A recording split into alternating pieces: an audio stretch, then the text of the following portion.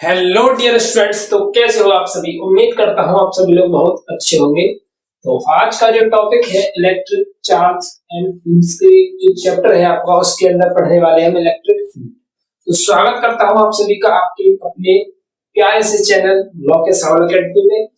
आज हम अपने टॉपिक को डिस्कस करने वाले हैं, तो सभी लोग कॉपी पेन निकाल लीजिए। तो आज हम समझने वाले हैं इलेक्ट्रिक फील्ड। इलेक्ट्रिक फील्ड के बारे में,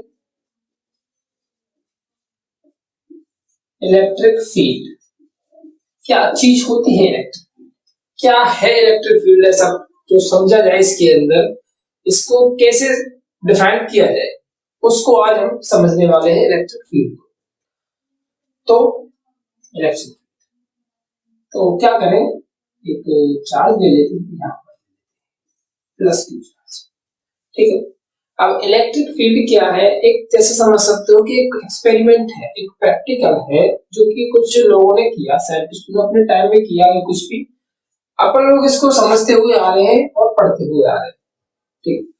अब इसमें क्या है, इसमें एक मनगढ़ंत कहानी सी है, इससे ज्यादा कुछ भी नहीं है इलेक्ट्रिक फील्ड के अंदर, और कुछ है नहीं जैसे समझा जाए।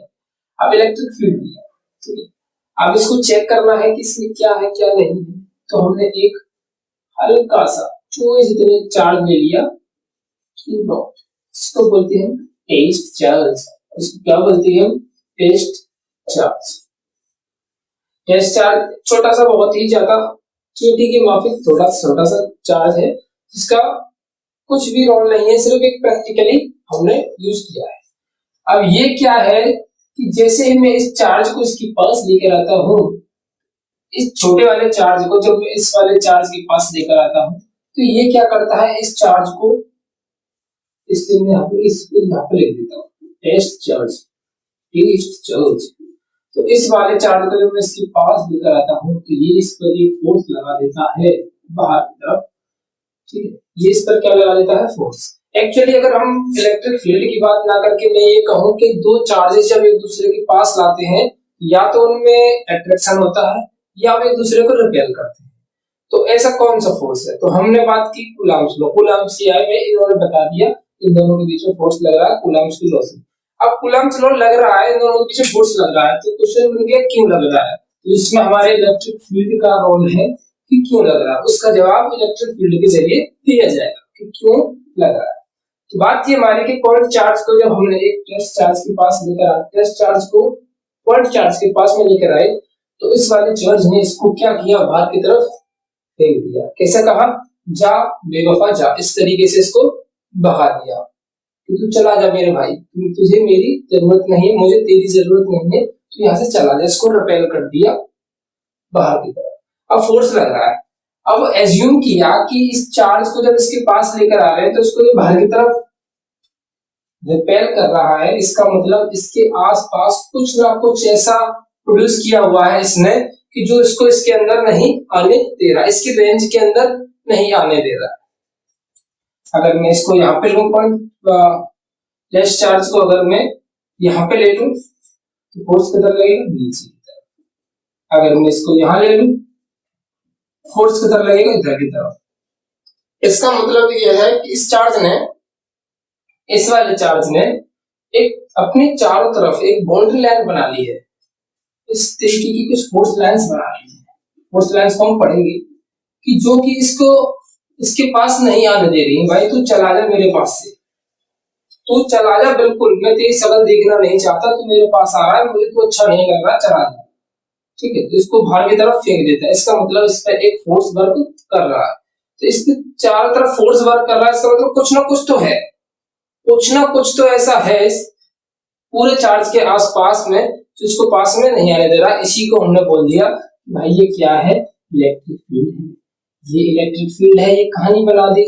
इलेक्ट्रिक फील्ड विजुअलिटी में नहीं है, देख सकते हो आपको, सिर्फ नहीं समझ में आता, सिर्फ फील करना है कि भाई ये इस पास नहीं आने दे रहा, क्यों नहीं आने दे रहा, कुछ तो है रीजन। तो इसका नाम दे दिया भाई, चलो ठीक है, इसका नाम हमने दे दिया इलेक्ट्रिक फील्ड। ये आपका इलेक्ट्रिक फील्ड है। आज से दुनिया इसको इलेक्ट्रिक फील्ड के नाम से जानेगी, इतिहास तो मैं इलेक्ट्रिक फील्ड के नाम से पहचानेगा मेरे भाई, जाओ, ठीक है। इसको नाम दे दिया इलेक्ट्रिक फील्ड, इसको हम पढ़ते हुए आ रहे हैं इलेक्ट्रिक फील्ड।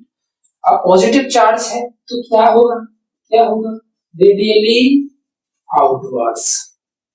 यानी पॉजिटिव चार्ज में क्या होता है, फोर्स लाइंस जो होती हैं, फोर्स जो होता है रेडियली आउटवर्ड्स होता है, बाहर की तरफ लगा है। अगर नेगेटिव चार्ज होता हो तो क्या होता, नेगेटिव चार्ज होता, चल मान लीजिए कि एक नेगेटिव चार्ज है और इधर मैंने ले लिया Q नॉट और इस पे इधर पास लाऊं दे अपनी ओर खींच लेता है। नेगेटिव चार्ज पे प्रैक्टिकल करके देखा, Q नॉट को इसके पास लाया तो इसने अपनी ओर खींच लिया। ऐसे ही अगर मैं यहाँ रखूं तो फोर्स किधर लग जाएगा, इधर। यहाँ रखूंगा तो फोर्स किधर लगेगा, इधर। इसका मतलब इसकी जो चारों तरफ की इलेक्ट्रिक फील्ड है उसमें जो फोर्स लग रहा है वो उसको अपनी तरफ खींचने का काम कर रहा है। तो उसमें क्या होगा, रेडियली इनवर्स हो जाएगा। इनवर्स यानी अंदर की तरफ खींच रहा है, ठीक है। ये क्या हो जाएगा, रेडियली इनवर्स, ये रेडियली आउटवर्स। तो जो पॉजिटिव और नेगेटिव जो दोनों चार्जेस होते हैं ये अपने तरफ एक, अपने चारों तरफ एक ऐसा सराउंड बनाते हैं। पॉजिटिव जो होता है उसकी एक फोर्स लाइंस होती हैं जो उसको बाहर की तरफ मूव करने की ट्राई करते, मूव करती हैं। तो उनको हमने नाम दे दिया कि पॉजिटिव चार्ज है जिसको चारों तरफ इसको मूव कर रहा है वो हमारा इलेक्ट्रिक फील्ड हो गया, जो कहां की मूव करता है, आउटवर्ड्स की तरफ फोर्स लगाता है। ये इनवर्स की तरफ अंदर की ओर खींचने की कोशिश करता है। तो यहां से क्या निष्कर्ष निकला सर, क्या निष्कर्ष निकला, एवरी चार्ज प्रत्येक जो चार्ज होता है अपने चारों तरफ क्या बनाता है, इलेक्ट्रिक फील्ड बनाता है। Every charge produced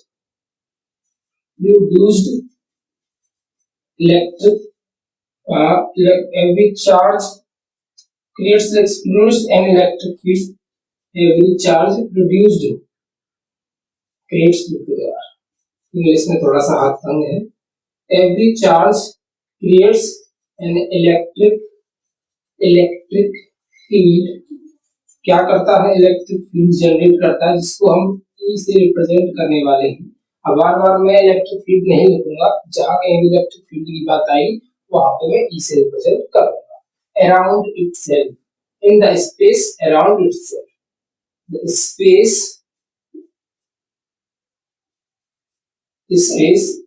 around itself, खुद के चारों तरफ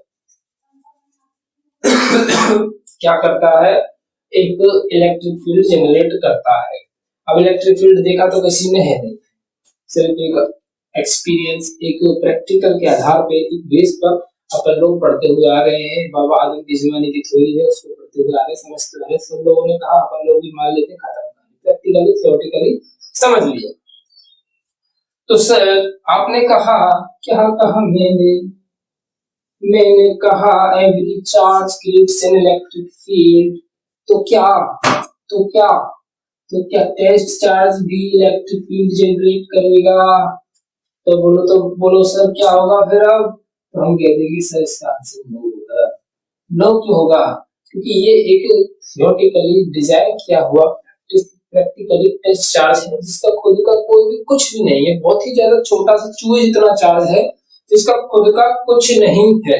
इलेक्ट्रिक फील्ड वगैरह जो कुछ भी है इसका कुछ नहीं है। तो इस टेस्ट चार्ज को छोड़कर ब्रह्मांड में उपस्थित जितने भी हमारे चार्जेस हैं उन सभी का इलेक्ट्रिक फील्ड कुछ ना कुछ होगा जरूर, ठीक है। तो एवरी चार्ज करता है लेकिन टेस्ट चार्ज प्रोड्यूस नहीं करता, ठीक है। इस टेस्ट चार्ज का कोई भी अपना, अगर लिखना चाहो तो लिख सकते हो, टेस्ट चार्ज का कोई भी अपना इलेक्ट्रिक फील्ड वगैरह नहीं होता है, ठीक है। इसमें नोट करने वाली क्या बात है, नोट कर लीजिए, नोट कीजिए जल्दी से इसको। फिर अपन लोग थोड़ा सा आगे की तरफ मूव करेंगे। कोई भी प्रॉब्लम आती है आप मुझे कमेंट बॉक्स में कमेंट करोगे तो आपके कमेंट्स का जवाब जरूर दिया जाएगा। आप सभी लोगों से यही उम्मीद है कि वीडियो को लाइक करना पड़ेगा, आपको वीडियो को शेयर भी करना पड़ेगा। और जो कोई भी डाउट्स है अगर आपको आते हैं तो मुझे बताइएगा, मैं पर्सनली इनको हैंडल करने की कोशिश करूंगा। रिगार्डिंग टू वीडियोस वगैरह जो कुछ भी हो सकता है वो मैं करने की कोशिश करूंगा। चलते हैं आगे की तरफ बढ़ते हैं, चलते चलते कहीं रुक जाता हूं मैं, जल्दी जल्दी चलिए नहीं तो रुक जाऊंगा। ओके चलिए, अब क्या है, इलेक्ट्रिक फील्ड की इंटेंसिटी के बारे में बात कर लेते हैं यार जरा थोड़ा बहुत। क्या होता है इलेक्ट्रिक फील्ड की इंटेंसिटी का मतलब बड़े मतलबी हो रहे भाई। मतलब चलिए electric field intensity, intensity of electric field. वैसे इसकी कोई डेफिनेशन वगैरह की जरूरत नहीं है, लेकिन अपन लोग थोड़ा सा डिस्कस करेंगे इस बारे में। ओके, तो चलिए अब एक चार्ज है हमारे पास, वही चीज है सब कुछ, इलेक्ट्रिक फील्ड की इंटेंसिटी हमको चाहिएगी, तो इसका जो वर्किंग मेथड होता है वो क्या होता है, इंटेंसिटी ऑफ इलेक्ट्रिक फील्ड, इसको ई से रिप्रेजेंट कर लीजिए। तो क्या होता है, फोर्स ऑन टेस्ट चार्ज, ये वर्किंग मेथड है इसका, अपॉन टेस्ट चार्ज। मतलब क्या है सर, कुछ समझ नहीं आया, कुछ पल्ले नहीं पड़ाया, ये तो पल्ले ही नहीं पड़ेगा तो समझते। एक चार्ज लिया हमने, चलिए यहाँ से हट जाइए भाई, तू यहाँ पे आ जा, यहाँ पे आ जा। एक चार्ज है हमारे पास, अब क्या है सब वर्किंग मेथड में सबसे पहले हमको टेस्ट चार्ज लेना है, क्योंकि पता चलना चाहिए इसकी इंटेंसिटी कितनी है, मतलब कहां तक इसकी पावर जा रही है, इतना वगैरह वगैरह के बारे में समझते हैं। तो एक पॉजिटिव चार्ज लिया है अपन लोगों ने, पॉजिटिव थोड़ा सा अच्छा लगता है इसलिए लिया है, चाहे तो नेगेटिव भी ले सकते। मैंने क्या किया, इसको डिस्टेंस वगैरह को अभी डिफाइन नहीं करते, ठीक है, ये दूसरा टॉपिक नहीं है, वैसे रिलेटेड बेसिस है। एक टेस्ट चार्ज ले लिया मैंने, अब मैं टेस्ट चार्ज को इसकी रेंज के अंदर लेकर आता हूँ, रेंज रोवर इसकी रेंज के अंदर लेकर आता हूँ। तो क्या है देखिए, जैसे एक चार्ज है, ठीक है, तो उसने अपने चारों तरफ क्या बनाया हुआ है, अपना एक फील्ड बनाया हुआ है, अभी हमने पढ़ा कौन सा फील्ड, इलेक्ट्रिक फील्ड। और इसके अंदर जैसे ही किसी टेस्ट चार्ज को मैं लेकर आता हूँ, तो अब वो पॉजिटिव चार्ज है तो इसने बाहर की तरफ जो सभी लाइंस बनाई हुई हैं, फोर्स लाइंस इलेक्ट्रिक फील्ड है। अब जैसे ही मैं टेस्ट चार्ज को लाता हूँ तो ये उसको बाहर की तरफ फेंक देता है, चल भाई निकल जा, जल्दी निकल जा, तो बहुत ही बेकार आदमी है, निकल जा तू, दोगला आदमी है तो निकाल दे, इसको फेंक देता है बाहर की तरफ। इस पे क्या लगाता है, फोर्स लगा रहा है बाहर की तरफ, ठीक है।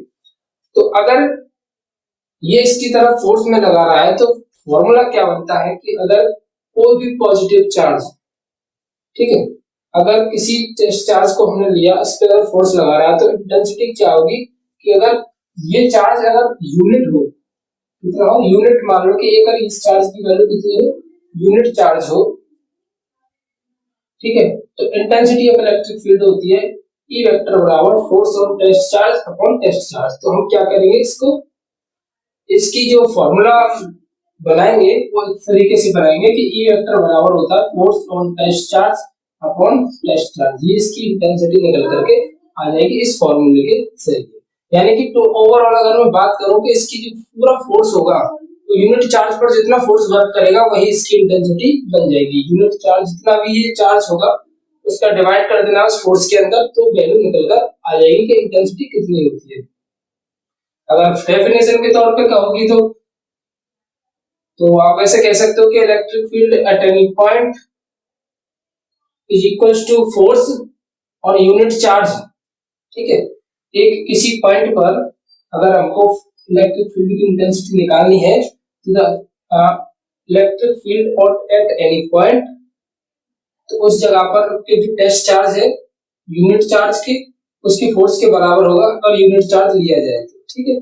तो ये सब डेफिनेशन वगैरह की जरूरत नहीं पड़ेगी, और वो तो सिर्फ इतना पता होना चाहिए कि ई वेक्टर बराबर force on test charge upon test charge, ये फॉर्मूला होता है। इसका फॉर्मूला अगर आप लिखना चाहो तो ऐसे लिख सकते हो, ई वेक्टर बराबर F vector upon Q not.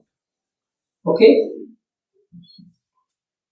अच्छा अगर हम ऐसी बात करें,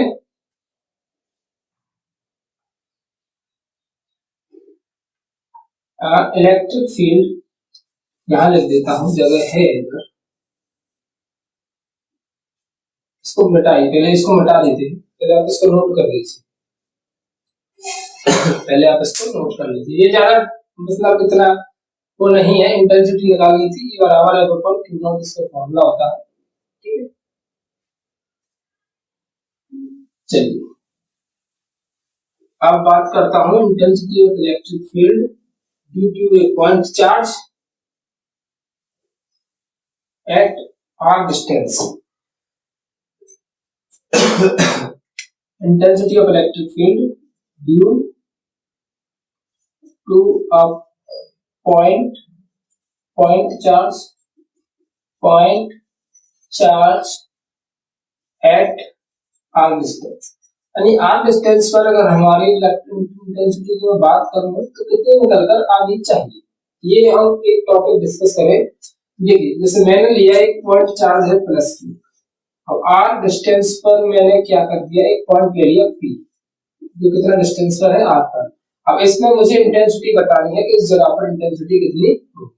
तो अगर इसकी बात करूंगा कि इसकी इंटेंसिटी कितनी निकल कर आएगी, तो अपन लोगों ने क्या पढ़ा था थोड़ी देर पहले, हमने पढ़ा था कि अगर हमको इंटेंसिटी की जरूरत है तो अपन को एक चार्ज लेना पड़ेगा इसे, है ना, एक टेस्ट चार्ज ले लो, टेस्ट चार्ज ले लो, जल्दी से ले लो, ले लो भाई ले लो, धीमे बढ़ रहा है, ठीक है। एक टेस्ट चार्ज ले लिया हमने, अब क्या करना है, अब जैसे मैं इस टेस्ट चार्ज को आर डिस्टेंस पे लिया तो ये इस पर एक फोर्स वर्क करेगा, इलेक्ट्रिक फील्ड लगेगा जो कि कहां की तरफ होगा, बाहर की तरफ, यानी फोर्स भी थोड़ा क्लियर है बाहर की तरफ ही है, क्योंकि ये पॉजिटिव होता है। नेगेटिव ये कैसा होता है, टेस्ट चार्ज हमारा पॉजिटिव वर्क करता है, इसको नेगेटिव नहीं लिया जाता, ये पॉजिटिव ही होता है, ये पॉजिटिव है, दोनों की तरफ क्या लगेगा, बाहर की तरफ फोर्स लगेगा, इस तरीके से बाहर की तरफ फोर्स लगने वाला है। अगर इसमें बाहर की तरफ फोर्स लगेगा तो हमारे एक पहले वैज्ञानिक थे कूलॉम, से लिखा, ठीक है, कूलॉम्स लॉ, वो क्या कहता है, कूलॉम्स लॉ क्या कहता है कि जब दो चार्ज हैं, दो चार्ज हैं भाई, तो उन दोनों चार्जों के बीच में क्या लगने वाला है, फोर्स, फोर्स कितना लगने वाला है वो हमने पढ़ा है, कूलॉम ने हमको बताया था, कूलॉम ने क्या बताया था कि Q Q naught upon R square, यही बताया था ना। तो ये हमने निकाल दिया इन दोनों चार्जों के बीच में फोर्स, ठीक है, क्योंकि इनके बीच में क्या लग रहा है, फोर्स लग रहा है। अब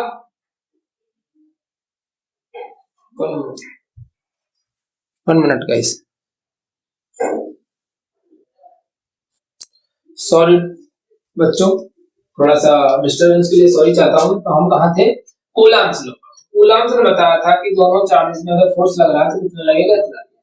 अब हमको तो चाहिए इलेक्ट्रिक सॉरी इंटेंसिटी चाहिए हमको, तो इंटेंसिटी चाहिए, तो देखिए क्या है, इंटेंसिटी के लिए हमने पहले ही बता दिया था कि आपको इंटेंसिटी निकालनी है ना, तो सिर्फ फोर्स चाहिए ऊपर और टेस्ट चार्ज चाहिए नीचे, यही फॉर्मूला है।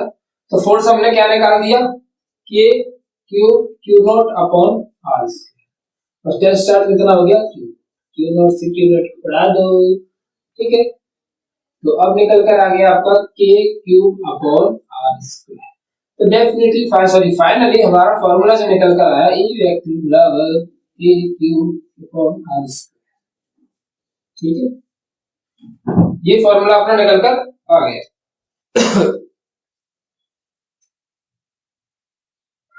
तो कितनी होगी इंटेंसिटी, ई वेक्टर बराबर के क्यूब अपॉन में आर स्क्वायर, ठीक है। इसका फॉर्मूला जो यूनिट होती है न्यूटन प्रति कूलम। तो यार मैं यूनिट बताना तो स्टार्टिंग में ही आपको भूल गया था कि इलेक्ट्रिक चार्ज की यूनिट कितनी होती है, सॉरी इलेक्ट्रिक फील्ड की यूनिट होती है SI unit of electric field, electric field की कितनी होती है, न्यूटन प्रति कूलम। तो ये तो निकल आया ई वेक्टर बराबर K cube upon R square, यानी अगर कोई पॉइंट चार्ज है जो किसी डिस्टेंस पर रखा हुआ है, इससे सॉरी एक पॉइंट चार्ज है, तो एक किसी डिस्टेंस पर अगर हमको उसकी इंटेंसिटी को निकालना है तो फॉर्मूला क्या बनकर आएगा, के क्यूब अपॉन में आर। चलिए अब ये तो फॉर्मूला निकल कर आ गया, एक यहां से एक रिलेशनशिप दिख रहा है, क्या रिलेशनशिप है, रिलेशनशिप संबंध क्या है, संबंध, वाह। तो यहाँ पे सर एक संबंध ये है कि जो आर स्क्वायर है, आर स्क्वायर है वो ई के रिवर्सली प्रोपोर्शनल है, ठीक है, सॉरी किसके, ई जो है आर स्क्वायर जो है ई के रिवर्सली प्रोपोर्शनल है, यानी आर की वैल्यू को अगर मैं दोगुना कर देता हूं, ठीक है, आर की वैल्यू को अगर मैं दुगना कर देता हूं तो ई की वैल्यू 4 गुना कम हो जाएगी, क्योंकि स्क्वायर लगा हुआ है, 2 का स्क्वायर 4 होता है। अगर 3 गुना कर देता हूं तो ई की वैल्यू 9 गुना कम हो जाएगी, क्योंकि रिवर्सली है, जितना नीचे की वैल्यू बढ़ाऊंगा उतना ही ऊपर की वैल्यू कम होती चलेगी। ग्राफ देखिए इसका, तो ग्राफ कैसा होता है, सर ग्राफ दिखा दीजिए सर, सर स्पष्ट दर्शन कराइए, इस तरीके से काम नहीं चलेगा। चलो भाई, काम नहीं चलाना है अपन को, अपन को क्या है ठीक से समझना है। और क्या है, ए प्रोपोर्शनल टू 1/r²। ई और आर के बीच में कुछ इस तरीके का ग्राफ होता है जो यह बताता है कि ई और आर दोनों एक दूसरे से रिवर्सली प्रोपोर्शनल है, और क्योंकि आर स्क्वायर है ई के रिवर्सली, अगर आर को मैं 2 गुना करूंगा तो ई की वैल्यू 4 गुना या तो कम होगी या ज्यादा होगी, दोनों में इतना ही डिस्टेंस निकल करके आएगा। सो पढ़ लिया ये सब कुछ? ठीक है सर, पढ़ लिया। तो अब आप एक बात बताइए कि क्या ये पॉइंट जो चार्ज दिया हुआ, पहले आप एक काम कीजिए, इसको थोड़ा सा मैं मिटा रहा हूं, इसको जल्दी से नोट कर लीजिए, ठीक है ना, क्योंकि क्या है अपन लोग जगह नहीं है, स्पेस की कमी है, वो छोटा है। चलिए ओह, अब क्या है, अब क्या था सर इतना, मतलब बीच से में आपने पूछा था कि अब क्या अब मैंने पूछा कि क्या ऐसा हो सकता है कि पॉइंट क्यू चार्ज ये क्यू नॉट, मैं इसको छिपा लूं, छप जा भाई, छप जा, तू मत देख किसी को भी, तू अंडरग्राउंड हो जा, ठीक है। तो क्या टेररिस्ट को घोषित कर दिया गया, टेररिस्ट बता दिया गया, तो क्या इस पे फोर्स लगेगा? ऑब्वियसली लगेगा। इसके दिखने और ना दिखने से इस पर कोई फर्क नहीं पड़ता है। मतलब कि अगर ये बंद कर दिया जाए किसी चीज के अंदर, या फिर इसको दुबका दिया जाए, छुपा दिया जाए, तो क्या इस पर फोर्स नहीं लगेगा? ऑब्वियसली लगेगा। दिखने और ना दिखने से चार्ज पर कोई फर्क नहीं पड़ता है, उसकी फोर्स लाइन से फर्क सिर्फ उन चीजों से पड़ता है, तो इस पे तो फोर्स लगने वाला है। अच्छा एक बात पूछो सर, कि ऐसी कौन सी कंडीशन है, कंडीशन क्या है, मैं आपसे यूं कहूं मैं आपसे कि आर की वैल्यू अगर इनफाइनाइट तक जा रही है, आर की वैल्यू अगर इनफाइनाइट तक जा रही है, मतलब जो आर है वो बहुत ज्यादा दूर है, ठीक है, तो आर अगर मैंने इनफाइनाइट ले लिया तो ई की वैल्यू कितनी हो जाएगी? ई की वैल्यू कितनी हो जाएगी सर? ई की वैल्यू हो जाएगी 0, ई की वैल्यू हो जाएगी 0, ठीक है। क्यों मुझे पता है क्यों, और क्यों करने की आदत है, K cube upon R square. आर की वैल्यू अगर आप इनफाइनाइट रखते हो, बराबर इनफाइनाइट क्या होता है? 0, ई की वैल्यू आ जाएगी 0। इसका मतलब सर ये सब समझ में नहीं आया, फिर आपने बताया आर इनफाइनाइट है तो ई की वैल्यू 0 होगी, पर थोड़ा सा एक्सप्लेन कीजिए। तो मैं इतना बताना चाहता हूं कि अगर कोई भी पॉइंट चार्ज से किसी भी टेस्ट चार्ज को, मैंने मान लिया कि टेस्ट चार्ज को मैं थोड़ा थोड़ा दूर खिसका कर चला जाऊं, अगर मैं इसको इनफाइनाइट पे ले जाऊंगा तब जाके इसका फोर्स जो है, यानी इलेक्ट्रिक फील्ड जो है, इस पर 0 निकलेगा। अगर इनफाइनाइट से थोड़ा सा आगे भी रहूंगा, इनफाइनाइट से थोड़ा कम रहूंगा, तब कुछ ना कुछ वैल्यू निकलती जाएगी, लेकिन 0 नहीं होगी किसी भी केस के अंदर। 0 इनफाइनाइट यानी ए की वैल्यू जो है 0 नहीं होने वाली है। ए की वैल्यू जब 0 होगी जब आर की डिस्टेंस जो है इनफाइनाइट तक चली जाएगी, उससे पहले अगर भी रह गया तो ए की वैल्यू कुछ ना कुछ जरूर होगी। कहते हैं ना कि सर बहुत, अब ये चार्ज यहाँ पर, अब मैंने इसको बहुत दूर रख दिया, 2 किलोमीटर रख दिया, तो क्या इस पर फोर्स लग रहा है? कुछ ना कुछ तो लगे, डिस्टेंस है तो वैल्यू होगी, लेकिन माइनस में होगी, कितनी होगी पता नहीं, लेकिन होगी, पर लेकिन 0 बिल्कुल भी नहीं हो सकती। तो आर की वैल्यू अगर इनफाइनाइट है तो ई की वैल्यू क्या हो जाएगी? 0। अच्छा सर, आर की वैल्यू अगर 0 कर दूं तो ई का मान कितना आएगा, कोई बताएगा? कमेंट बॉक्स इंतजार कर रहा है कि आर की वैल्यू अगर 0 कर दी जाए तो ई की वैल्यू कितनी हो जाएगी। ठीक है, बहुत ही सिंपल सा आंसर है इसका यार, इतना क्यों घबरा रहे हो तुम लोग। तो ई का मान कितना हो जाएगा, आर की वैल्यू अगर 0 कर दी जाए, 0 टेंस टू, मतलब टेंस टू नहीं, सिर्फ प्रॉपर 0, यानी कि इस इसकी आउट पोजीशन पर, इसकी खुद की लोकेशन पर इलेक्ट्रिक फील्ड कितना होगा सर? इस खुद की लोकेशन पर इलेक्ट्रिक फील्ड अनडिफाइंड होगा, अनडिफाइंड, कुछ कह ही नहीं सकते क्या होगा, अभी तक डिफाइन ही नहीं हुआ है। यानी ये जो पोजीशन है इसकी प्रत्येक चार्ज की, एवरी चार्ज की खुद की लोकेशन पर, खुद की ऑन की लोकेशन पर जो ई का मान है अनडिफाइंड होता है, क्योंकि आर की वैल्यू 0 होगी। अगर 0 की वैल्यू 0 यहां पर मैं रखूं, 0 का किसी में भाग लगाऊं तो क्या आता है? इनफाइनाइट यानी अनडिफाइंड। इसका मतलब इसकी खुद की ऑन पोजीशन पर ई की वैल्यू कितनी हो जाती है, अनडिफाइंड हो जाती है। तो एक छोटा सा टॉपिक था कॉन्सेप्ट का, आई होप आपने समझ लिया, जल्दी से इसमें नोट कीजिए। फिर थोड़े से अगले टॉपिक पर चलते हैं, वेक्टर फॉर्मेशन देख लेते हैं इसकी क्या है, वेक्टर फॉर्म क्या है। चलिए बता देते हैं इसको, आई होप आप समझ चुके हैं। वेक्टर फॉर्म देख लीजिए एक बार इसकी क्या होती है vector form. Vector form, vector form में क्या है, जैसे कि ई वेक्टर है, ठीक है, तो के क्यूब अपॉन आर स्क्वायर, अगर इसका वेक्टर लेना होगा हमको तो इसका वेक्टर का मैग्नीट्यूड भी लेना पड़ेगा आर का, क्या लेना पड़ेगा, आर का मैग्नीट्यूड। इसको मॉड में लिख सकते हैं इस तरीके से, आर का क्या लेना पड़ेगा, इसका मैग्नीट्यूड यानी यूनिट वेक्टर लेना पड़ेगा, आर का क्या लेना पड़ेगा, क्या। इसकी वेक्टर फॉर्मेशन बनाने तो आर का क्या लेना पड़ेगा, डायरेक्शन दिखानी पड़ेगी, किधर सीधी तरफ जा रहा है इसकी डायरेक्शन पर चार्ज दिखानी उसको पड़ेगी।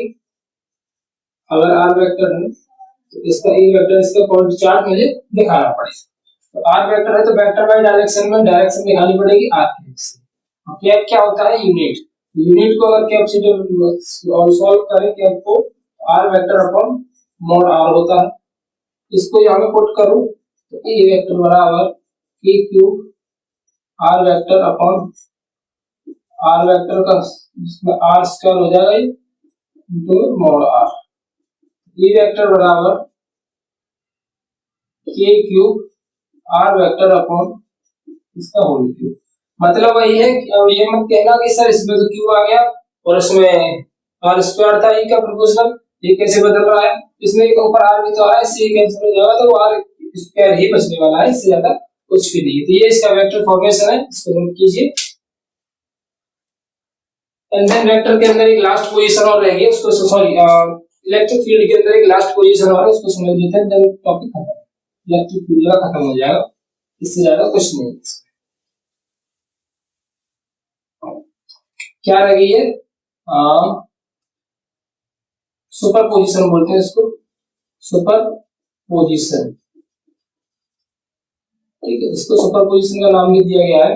क्या नाम क्या है इसका, एक बार और देख लेते हैं। एक बार electric field due to system of charges, electric field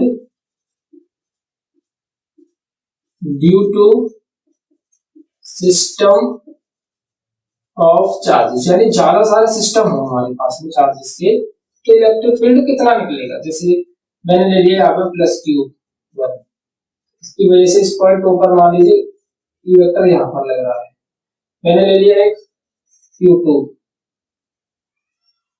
इसकी वजह से इलेक्ट्रिक फील्ड मान लीजिए E2 यहाँ पर ही माइनस में है, मैंने ले लिया यहाँ पर मान लीजिए Q3, पॉजिटिव है तो इसकी वजह से इसको पॉजिटिव ले लेते हैं, इसको नेगेटिव ले लेते हैं, क्योंकि ये इधर की तरफ पॉजिटिव है, ठीक है, तो इसको इधर की तरफ चलिए पॉजिटिव नेगेटिव ले लेते हैं, इसको एक नेगेटिव एक पॉजिटिव, ये कहां पर है, A3 इधर की तरफ है। अब इनके पॉइंट O पर, ये कहां है, पॉइंट O है, पॉइंट O पर इन तीनों चार्जेस की वजह से इलेक्ट्रिक फील्ड कितना होगा। तो इसकी सुपरपोजिशन का सीधा सीधा सिंपल ये है कि E वेक्टर बराबर E1 vector plus E2 vector plus E3 vector, ये तीनों को क्या कर देंगे, ऐड कर देंगे, यानी इसकी वजह से इलेक्ट्रिक फील्ड, इसकी वजह से इलेक्ट्रिक फील्ड और इसकी वजह से इलेक्ट्रिक फील्ड, तीनों को ऐड कर देंगे। अगर सेम डायरेक्शन है तो ऐड कर देंगे, मल्टीपल डायरेक्शन यानी कि ऑपोजिट डायरेक्शन है दोनों में से माइनस कर देंगे, जो भी डायरेक्शन का बॉडी होगा, यानी क्वेश्चंस में जो कुछ भी दिया होगा। अब आप ये पूछो सर क्वेश्चन वगैरह कब कराने वाले हो, तो पहले तो थ्योरी को खत्म हो जाने दो, फिर फर्स्ट चैप्टर के ओवरऑल क्वेश्चंस हम करने वाले हैं। तो आज आपका इलेक्ट्रिक फील्ड का ओवरऑल निचोड़ मैंने कंप्लीट कर दिया, कल मिलेंगे इलेक्ट्रिक फील्ड की नई कंडीशंस के साथ, ठीक है, जैसे कि एक्सियल पॉइंट पर इलेक्ट्रिक फील्ड कितना होता है, वर्टिकली कितना होता है, जैसे भी जितनी भी कंडीशंस हैं उनके साथ हम अगले लेक्चर में मिलेंगे। इस लेक्चर को थोड़ा ठीक से देखिएगा, नोट्स एंड रिटन बनाइएगा, जो भी कोई दिक्कत आती है कमेंट बॉक्स में कमेंट कीजिएगा। तो आज की ये इतना ही, मिलते हैं अगले वीडियो के अंदर, तब तक आप वीडियो को देखोगे, शेयर करोगे, वीडियो को लाइक करेंगे, कोई भी नहीं जाएगा, और चैनल पर नया हो तो चैनल को सब्सक्राइब कर दीजिए।